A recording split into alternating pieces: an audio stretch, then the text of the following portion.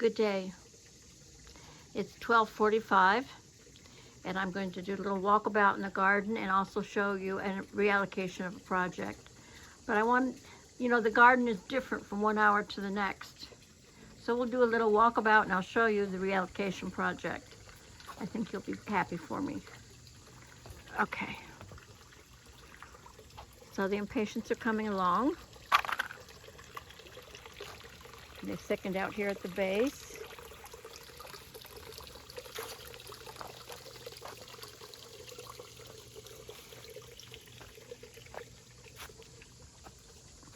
And I've been putting white ones in for some reason or other. They change color sometimes from 1 year to the next for whatever reason.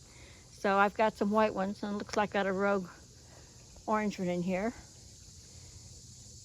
Impatiens are the most resilient, and geraniums are the most resilient plants I personally have any real experience with.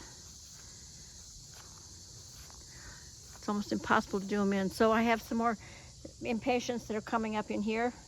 When they get a little bit bigger, I'll move them to someplace else in the garden. And this is all doing very well. I've moved some more right here where I hadn't planted any before. Then they'll thicken out.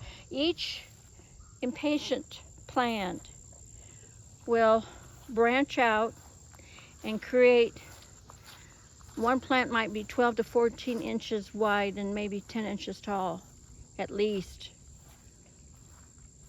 You see all that back in there? That's all from babies. And I see there's more babies coming.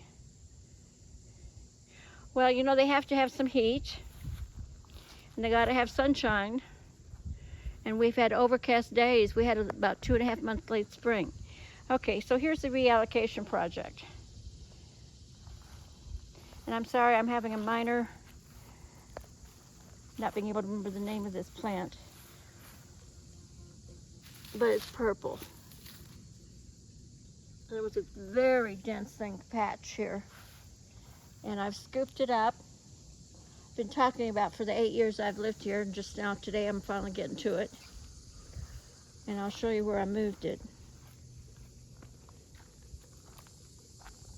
You get to see a little bit of the garden too as we go.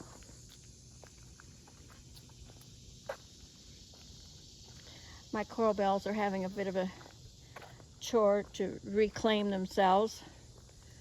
They got really a hard go of it with the winter we had and not having any leaf color at all. They need some leaf. Okay, so this is an area right here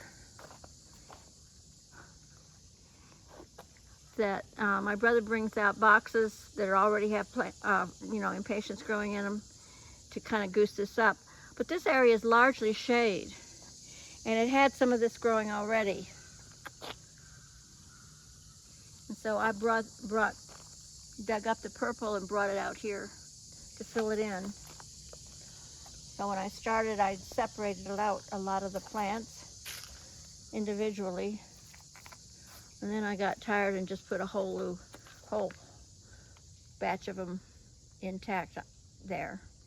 So I scooped out some of the soil because they were needed to be buried about 1.5 inches, and took the dirt that I had scooped out and braced the plants where maybe it wasn't deep enough enough coverage. So that's what we did. Can you see what I'm talking about? I'm sorry, I don't remember the name of this, but it's very hardy and doesn't go away in the wintertime. I don't remember, but it does very, very well. And these have been thriving here ever since I've moved here. They didn't really propagate themselves all that much, although this little area has, because it gets some sun, right? Remember, photosynthesis is a pump. The sun, with the chlorophyll, pulls the nutrients in the water up from the soil so that growth can happen. So photosynthesis is very important. Okay, here we have our Japanese anemones, and they very proudly pink, standing up throughout the garden. They propagate by roots,